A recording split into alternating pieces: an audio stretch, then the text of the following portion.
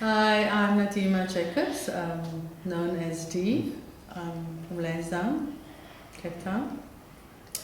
I'm 54, 12-year breast cancer survivor.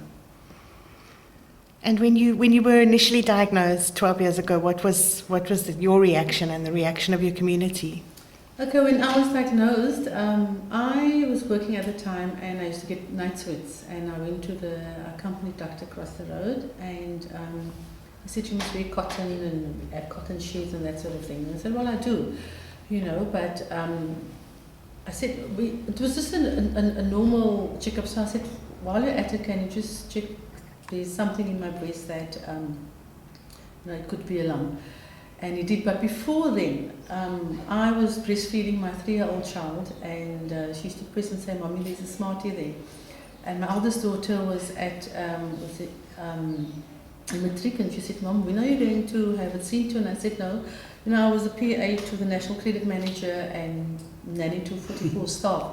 So they would come to my desk asking about what to cook tonight. My husband left me, my boyfriend left me, my daughter's pregnant, that sort of thing. So I was like the nanny. And I said, no, I'm going to go in 2 weeks' time, because Vincent, my boss, he's got to go, he's got a conference, and I have to arrange his flights and that sort of thing, and I have to arrange his stuff. So she said, Mom, you're going to be one of those women that one day you sit in front of TV watching opera, and the next day you're under the knife. So, I eventually did go, and I'll come back to being under the knife. So I went, and then he sent me to Jenny Edge, and I remember the day I went, she asked me, does your husband work from home? And I said, yes. And when she asked that, I already had a funny feeling, because that's now after she did the biopsy and the test. And she's going to send it away, and if I can come back the Monday, and to get the results. So we came back the Monday. I went with my working clothes, because I thought this is going to be like 10-minute job, and I'm going back to work. And that time we were still filing faxes, and she said it came back, and it's positive that I've got breast cancer. And I think I switched off at the time. And then while she was saying it, I was grabbing my bag, and I took out my file, and I said, no, Audrey must do this, and this one must do that, and I must still go here, there, whatever. And she turned to my husband and she said, leave her, she's not here right now. And they carried on talking. So then obviously after that I had to go for all the tests and the scans, and I immediately had to stop breastfeeding because my body was full of radiation. And the one thing my husband did say to her, he asked her, she said, well, she's not going to remove the breast, she's going to remove the lump, because we don't really have to do that. And he said, because to him it's more important than buying a house, a car, or having a new baby. So she said, no, that's not going to happen. But then after, and also what happened, that was a couple of days before my birthday. So my birthday was on the 7th, and normally family comes around, wish you bring cake, that sort of thing, but everybody was like teary-eyed trying to sing songs, and you could see their heart was very heavy. And the next day was the 8th, and that's when I had the operation done. So what happened was, after they've removed the lump, she found there was 32 cancerous lymph nodes underneath the armpit, and they could only get to 16. And obviously it's housed in a piece of fat, so that's how they counted it. And he was very, very angry about that. What he wanted initially, and I think I don't know if they can do it now. Well, nowadays they shrink the tumor first. He wanted her to take it out, send it to the lab, come back, but the danger of that was I could have got an infection while lying on the operation table. So that wasn't really an option. So yes, then that happened, and then after that I must be honest, I wasn't once bothered about being angry, or because I think what kept me going was one of my colleagues. She started her chemo ended her chemo when I started mine. And I remember one day she came home, it was very hot, and back to work, and she had a rash around her neck. And I said, what happened? She said, Dee, I used a damp cloth, and that's where the radiation was, and it looked like bacterial acid fell on there. So she said, Dee, whatever they tell you to do, what they tell you not to do. So obviously you shouldn't wet the area. So she was sort of my support, really. Was pretty much what we at Rich Recovery do. We've gone through breast cancer, and that is why we can answer certain questions that doctors can't answer. So that's then, and then what happened? I obviously immediately have to stop breastfeeding. I had the op done, and then after that, I said to her, like, when can I go for the chemo and this and that and that. She said, hold on. You first have to do this, and you have to speak to the oncologist, and they have to take your blood count. And she explained to me the whole way up to the treatment. And in the meantime, I went back to work. That was before the treatment.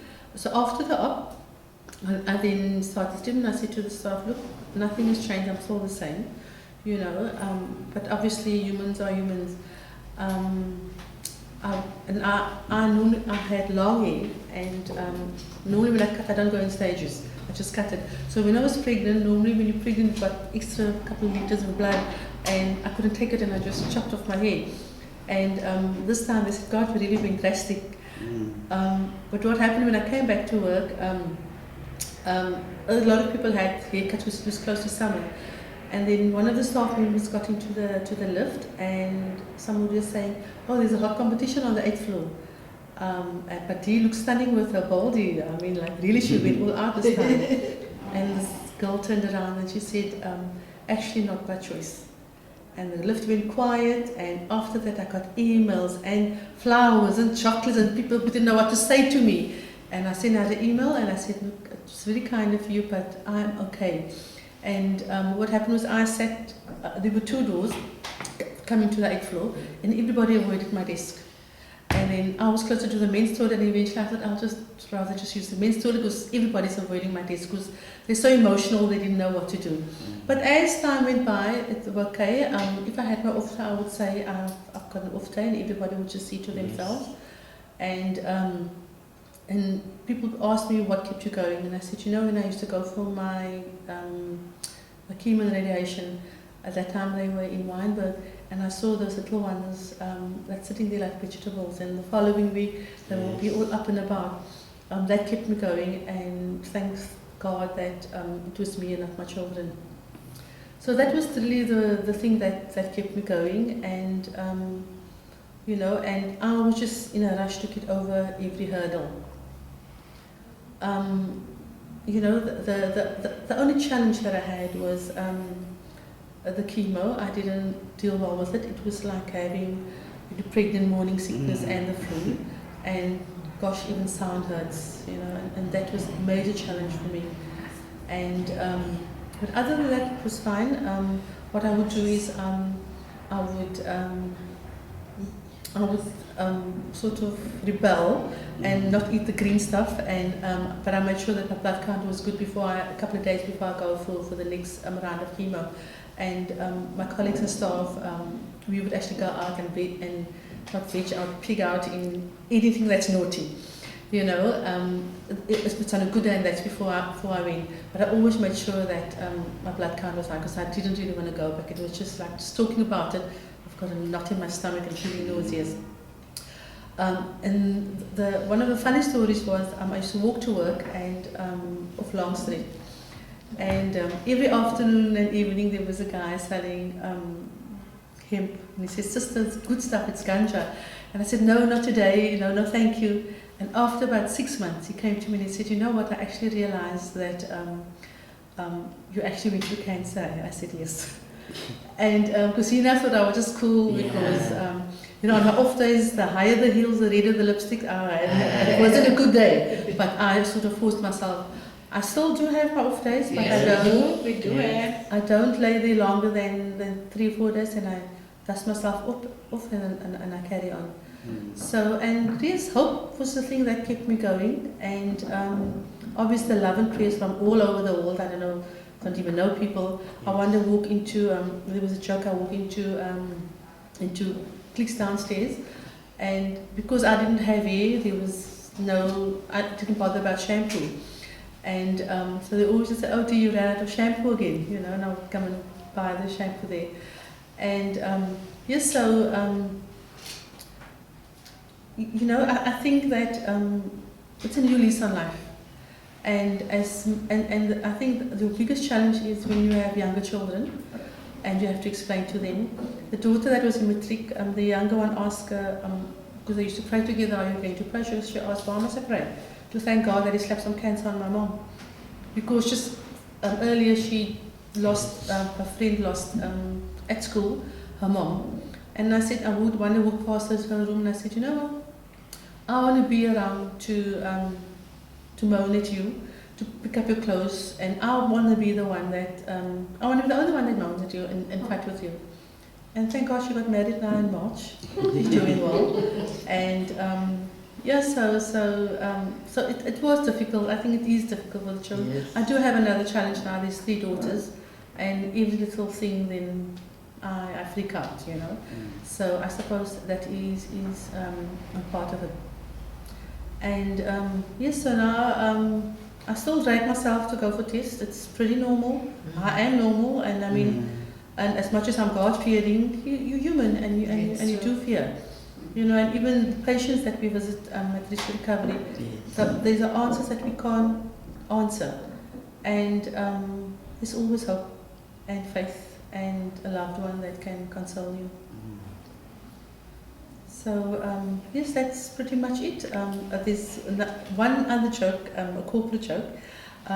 Because when your hair falls out, a lot of people didn't know that. They think you're losing your hair because of the cancer. They didn't know you're losing your hair because of the chemo. And what they also didn't know, it grows out nicer than what it was before. If you had curly hair, you want it straighter and the other way around. So what happened was your hair falls out, because after the first time of the I chopped it off, and the next time I went to the barber and we shaved it off. So it grows, but it still falls out. So what we used to do, my husband used to shave my hair on a Sunday night, and he would get some action. So when I come in on a Monday morning and I said, well guys, then they all said, oh, already got some action. So you know, so we made light of it, and right now he's still not really coping with it. He's up in Joburg at the moment, and when friends and family will let him ask him and talk about it, his eyes still well up. He still can't handle it, you know. So Takes time. it takes time. I think for him it's going to take a very long time. He's an extremely sensitive person, and he can't deal with loss, and he can't also deal with goodbyes. We used to commute between Joburg and Cape Town after we got married, and it was always an effort for him to first of all, to get to the airport, he's always falling asleep, and to fetch and to say goodbye. He doesn't like goodbyes. So, and I'm sure nobody does. So, yes, that's pretty much my journey. It's been 12 years now, and the baby we found, the lamb, is a young, lovely young lady who's 60 now. She's always with us when we have our roadshows at Rich Recovery, and the volunteers will know her and talk about it. And sometimes when they need to have someone to come and talk to at school, she said, you're not going to tell the story how you found the cancer. Can you ask someone else like Jocelyn or any of the other volunteers to come and talk? Because she gets very embarrassed about it. And even up to date, the gynecologists call her the smarty pants because she found the smarty. So yes, that's pretty much my story. Like I said, every day is not the same. You still have your off days. Yes. I remember my colleague who went for chemo. She said to me one day that, Dee, it's hormonal, so you are going to have, you're just going to cry and you don't know where it's coming from. And I actually waited for that. And it happened after 6 months. And it was a combination of a lot of things. My mom died, my one brother went through a divorce, the younger brother went on drugs. My husband was in Joburg at the time, and it was just too much. And I walked into the office, burst out crying. The staff didn't know what to do. And especially my boss, he was such a honey bunny, and his wife actually went under the knife after she watched Oprah. And all the time he used to go to hospital with her at visits, and he wouldn't tell me, Miss B, I've got access to his email. He would say, he's going to the bank that I knew he went to, but I protected his privacy because I know men can't deal with that. And one day the staff just all went into his office, they held hands and they said a prayer so that he knew that we knew. And then on the day of her funeral, everybody wanted to know if I'm okay, you know. And I said, no, I'm fine. It's just that I was happy that it came out that we knew, and so we were able to support my boss. He was very supportive in the sense that I had medical aid, but I still had a bill of 60,000 rand. So what he had to write a motivational letter so I can cash in my leave to pay for the bills, and he did that for me. They also, we had chauffeurs who took me to for the treatment, and they want to pick up my husband or anybody who wanted to go with me, they would do that. I preferred not to do that, although the doctor loved my husband because he asked all the relevant questions. And she's one of those doctors who restored my faith in doctors, because she said that no matter how big or small or stupid you think the question might be, please come with the question the next day after. I was diagnosed, and the middle daughter, she's not really technically savvy, so she went to the library. The other one asked, can my mom, is there going to be any bleeding, and if so, can my mom bleed to death? And that was the relevant question. And so those were the questions that they asked, and what she said was she likes him because if she has 10 patients who ask questions, relevant questions, because it's your body, it's your money, you have to, and she's probably the first doctor who actually encouraged that, and she said she encouraged him, and the reason why I stopped taking him with me to the treatments is because I used to feel so sorry for who he was speaking to, and even the oncologist, we used to take stuff home, read it and bring it back. She wasn't impressed. Now she's a cancer survivor herself, and sometimes we share the same platform, we do talks, and she said, "Oh, Dee, I wasn't a nice person." I said, "No, you weren't," but now she understands why I did what I did and why other patients did what they did. And she always say in her other interviews as well, she will do it differently now because she's on that side of the desk. So yes, that was my journey. It's still continuing, like with anything else, but it's great that you have support, there are support, and what people don't even know, that just about everybody that I come across knows someone. Someone came to their house to come and buy some vinyl the other day. It was the wrong thing, and his mom was missed at the hospital at Vincent Lotti. So I gave him a pack, and now we're chatting, and it's just amazing. Just amazing people that you meet and how you can actually help and support each other.